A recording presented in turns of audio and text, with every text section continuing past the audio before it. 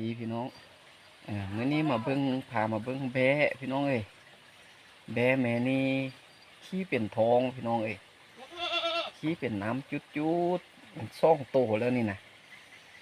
ได้ตำใบมักซิดาใส่ทานไฟมาให้กินพี่น้องตำใบมักซิดาแล้วก็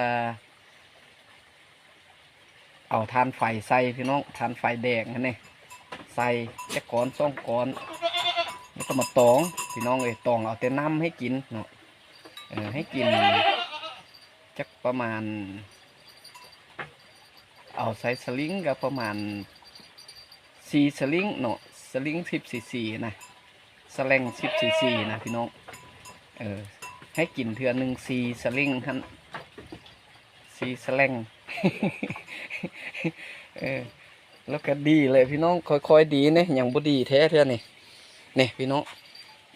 ยังเป็นน้ำอยู่เนี่ยนี่เนี่ยเป็นทายบ่เป็นก้อนเท่าแม่นี่เนี่ยแล้วมานนี่นะแม่มานบ้างใหญ่นี่นะพี่น้องนี่เป็นท้องโอ้เป็นไล่โตได้พี่น้องนี่แม่นี่ก็เป็นนี่พี่น้องเอ้ยกันว่าขี้ถาหลุมล้วนเดี๋ยวนี้เราแม่นเพิ่นเป็นท้องผมบ้านแหละโอ้โบแม่นแม่นี่อ่ะพี่น้องเอ้ยนี่แม่นตัวนี้อ่ะแม่นช่องตัวนี้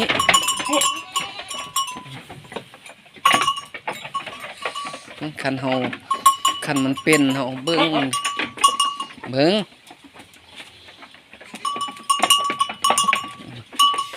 เฮาเบิ่งก้นมันนักอวยพี่น้องกับตัวได้เป็นน่ะมีแต่แม่มานช่องตัวนี้เป็นแม่นี่บ่เป็นเนาะแม่นี่น่ะแม่นี่บ่เป็นพี่น้องเนี่ยมีแต่แม่นี่แม่มานใหญ่นี่กับมานตัวแม่นางตัวนี้พี่น้องก้นเพิ่นอวยนี่ขี้ติดก้นอยู่นี่ได้เอายามาให้กินพี่น้องเอ้ยนั่นนี้แหละเราต้องได้เบิ้งพี่น้องเอ้ยเบิ้งเข้าเนาะอันว่าเข้าเป็นนี่ท้องเปียกเลยเอาหน่อได้ก็เบิ้งไปนำกันเด้อพี่น้องเนาะวิธีเลี้ยงเด้แล้วก็วิธีรักษาแบะเด้เพราะว่าแบะนี่มันพยาธิหลายเด้พี่น้องเอ้ยมันมักเป็นพยาธิเนาะพยาธิเพิ่นหลายนี่อันนั้นบ่เป็นดอกพี่น้องเนี่ยขี้เป็นก้อนปกเปกนั้นแล้วถือว่าสมบูรณ์พี่น้องมีแต่ช่องแม่นี่แหละช่องแม่นี่แหละแม่มานนี่นะมีแต่ตัวมาน